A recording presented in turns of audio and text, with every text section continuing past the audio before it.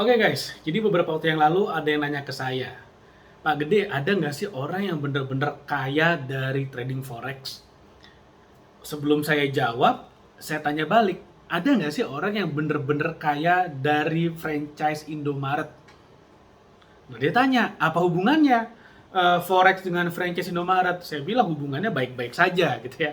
Nah, lalu kemudian saya bilang, ada orang yang kaya dari trading forex dan dia ngotot. Dia nggak terima, dia bantah, nggak mungkin Pak Gede, nggak ada yang kaya dari forex.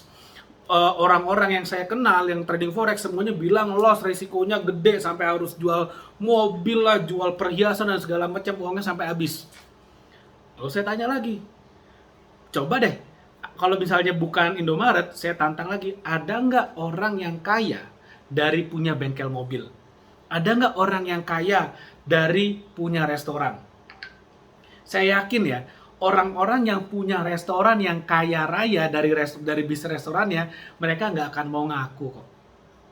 Tapi justru orang-orang yang pernah buka restoran lalu kemudian restorannya tutup, bangkrut, nah mereka ini akan ngomong nih, wah kemarin saya buka restoran tutup nih, wah ini boncos nih. Sama Indomaret juga kayak gitu. Orang yang punya franchise Indomaret lalu kemudian duitnya banyak dari sana, ya mereka nggak akan ngomong. Mereka nggak akan pamer keluar-keluar sana sini mengatakan, oh saya punya Indomaret menghasilkan puluhan juta passive income tiap bulan. Nggak akan ngomong. Trading forex juga sama. Orang yang benar-benar berhasil dari trading forex, dia nggak akan keluar-keluar ngomong, saya jadi kaya dari trading forex. Kenapa? Karena kalau misalnya kita sukses dari sebuah bisnis, lalu kemudian kita pamer sana sini, ada siap-siap aja tuh.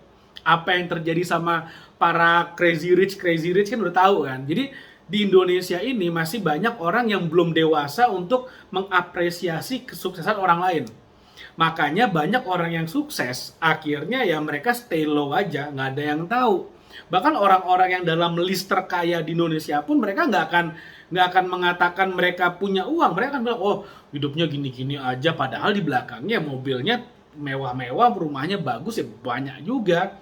Punya tanah mungkin puluhan ribu, ratusan ribu hektar, ya tapi mereka tidak akan ngomong. Kenapa? Karena di Indonesia ketika ketemu dengan orang yang sukses, asosiasinya adalah disirikin. Dan masih sedikit orang yang ketemu orang sukses yang benar-benar berhasil punya uang dan akhirnya terinspirasi dari mereka dan ingin belajar dari mereka.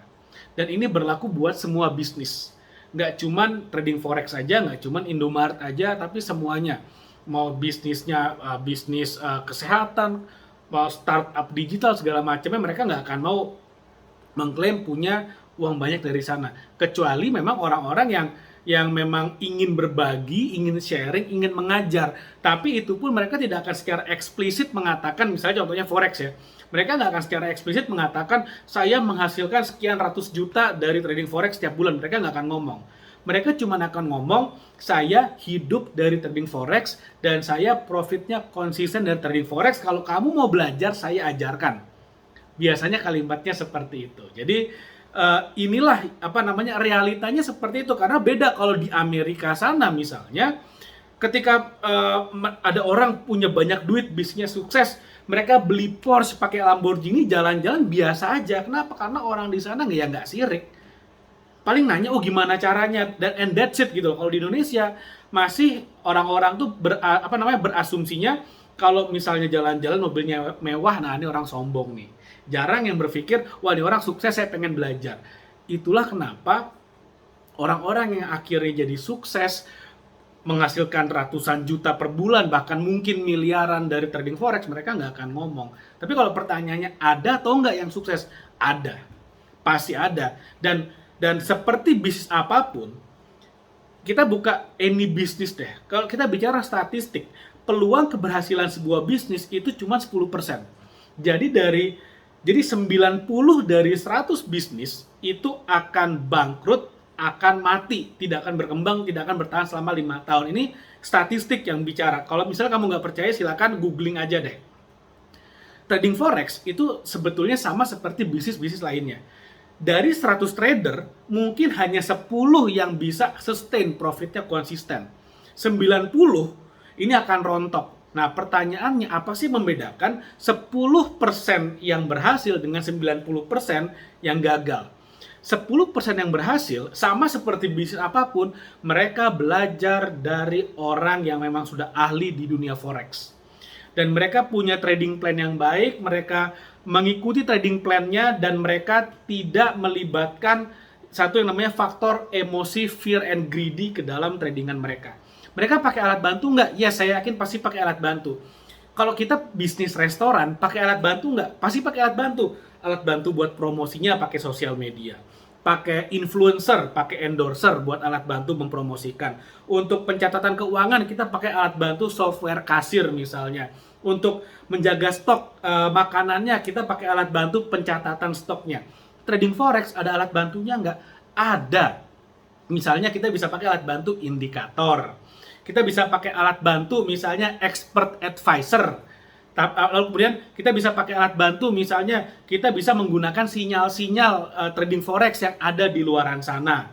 Dan kita juga harus tahu nih cara menggunakan, cara memilih mana sinyal yang bagus dan bagaimana cara menganalisanya, kita harus tahu. Sama seperti kita punya bisnis restoran, pakai software untuk pencatatan keuangan, kita harus pelajarin benar cara menggunakannya gimana, cara buat pelaporan keuangannya gimana. Jadi jangan sampai software ngatur kita, tapi kita yang menggunakan software dan mengendalikan software supaya mempermudah kita berbisnis, atau kita menggunakan indikator supaya mempermudah kita trading forex. Jadi analoginya seperti itu.